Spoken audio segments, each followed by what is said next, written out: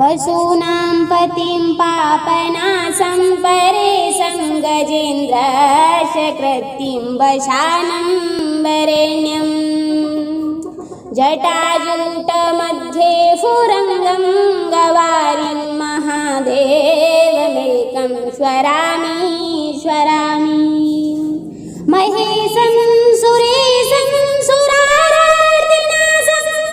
विभुं विश्वनाथं विभूताङ्गभूषं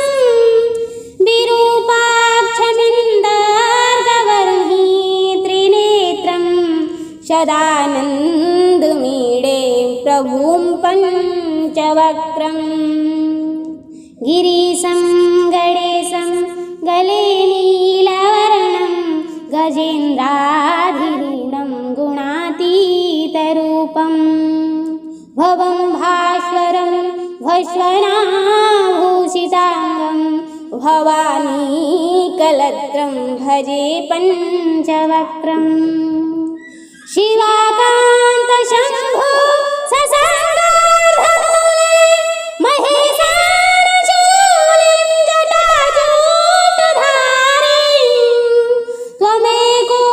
जगद्व्यापको विश्वरूप प्रसीद प्रभो पूर्णरूपो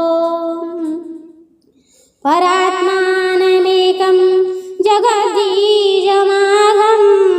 निरीहं निराकारोऽङ्कारमेघं यतो जायतो पाल्यते येन विश्वं तमीशं भजे लीयते यत्र विश्वम् न भूर्भिर्न चापो न वह्निर्न वायुः न चाकाशमास्तेन तन्द्रा न निन्द्रा न ग्रीष्मो न शीतं न देशो न भेषो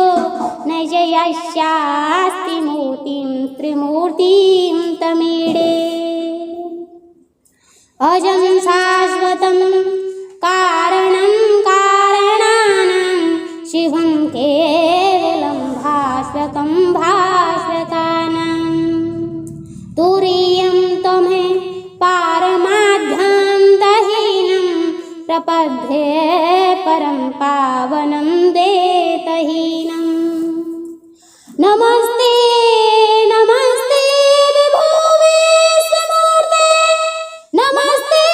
नमस्ते चिदानन्दमूर्ते नमस्ते नमस्ते तपोयोगगम्यं नमस्ते नमस्ते श्रुतिज्ञानगम्यं प्रभुशूलपाणि विभो विश्वनाथ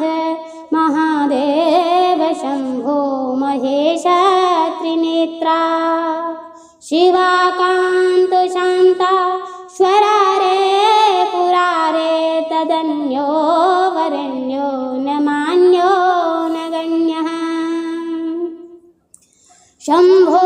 महेश करुणामय शूलपाणिं